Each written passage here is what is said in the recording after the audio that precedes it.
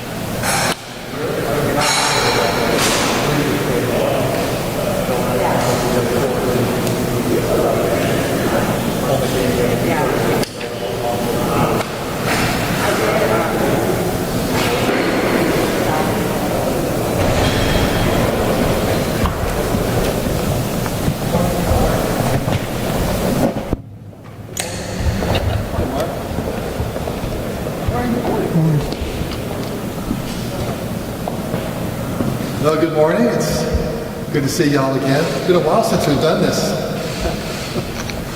Well, thanks for coming. Well, perhaps better than most, I know better that there's not much that political parties agree on when it comes to elections. But there's one thing that should be non-controversial, and that is that only American citizens should be voting in our elections. Making sure that only American citizens vote was my top priority when I ran for Secretary of State in 2018. And that is why I'm calling on the General Assembly to put a constitutional amendment on the ballot next year to clarify that our state constitution will only allow American citizens to vote in our elections in Georgia. Fortunately, Georgia Code already makes clear that only U.S. citizens are allowed to vote in Georgia. But we are seeing disturbing trends across the country that makes this issue too important to be left up to future legislatures. Everyone should agree. Only American citizens should vote in our elections in Georgia. Unfortunately, we are seeing what used to be a bipartisan consensus start to disappear around the country. Earlier this year, the Vermont legislature overrode their governor's veto to allow non-citizen voting in municipal elections. Lawmakers in Washington, D.C., Illinois, and New York City have recently introduced legislation to allow non-citizen voting. And recent articles in the New York Times and also the Los Angeles Times both have argued that non-citizens should be allowed to vote in our elections. Proponents of non-citizen voting have argued that it only applied to municipal elections. But according to independent studies, hundreds of non-citizens were registered to vote in California and Illinois due to glitches in their voter registration systems.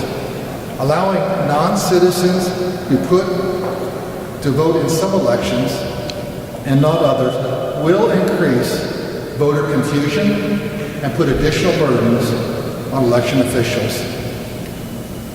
At a time when our main goal should be to increase confidence in our election integrity and also our security of our elections, non-citizen voting would accomplish the exact opposite.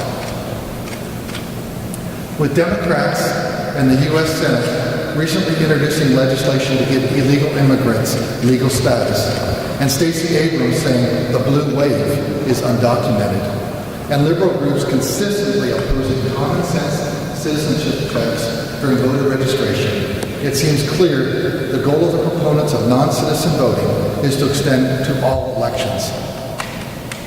Voting is a sacred responsibility for American citizens, and everyone should agree that only American citizens should vote.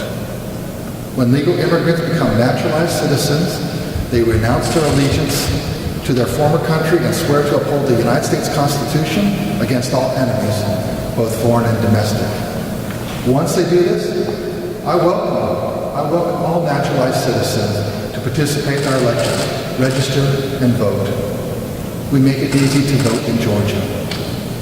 I imagine that most Democrats in the legislature will oppose this measure, even though I'm not aware of any of them opposing our state law that says only American citizens should vote. To them I say, let the people of Georgia vote on it. You are welcome to vote against it once it's on the ballot. I'll be voting for it. That is your right as a citizen and voter. But don't disenfranchise the people of Georgia on this important issue. Let's put it on the ballot. If you're not opposed to the existing Georgia Code that requires voters to be citizens, there is no reason not to enshrine this in the Constitution of the state of Georgia. I call on the General Assembly to take up this important issue next year to make certain that in Georgia, what is current law stays law, despite these disturbing national trends. Everyone should agree that only American citizens vote in our elections. So let's put it in the Constitution. I would welcome your questions. Is there any indication non-citizens are registered to vote in Georgia or that they did vote in Georgia? We've had a few isolated instances that have happened in the state of Georgia. They came before the state election board, and we referred those to the Attorney General for prosecution.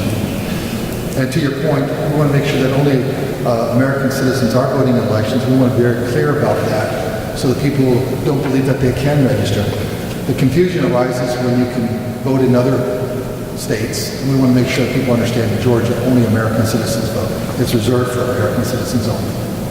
If it's already in state law that people who aren't citizens can't vote, why make this a priority when there's so much else going on? Because if you read the Georgia Constitution, it says every person who is a citizen of the United States. Okay, but what if they're not a citizen? So law actually has a little loophole, and you get some shifty Washington D.C. lawyer, they'll be running a lawsuit on us. Right now, we have 8 lawsuits on SB 202, and we're looking at liberal activist groups. So eventually, we'll start litigating this in Georgia.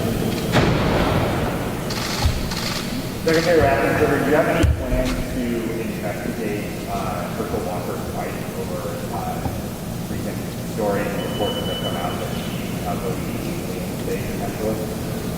We'll take the state election board will be looking at that, but we'll see what all that comes about.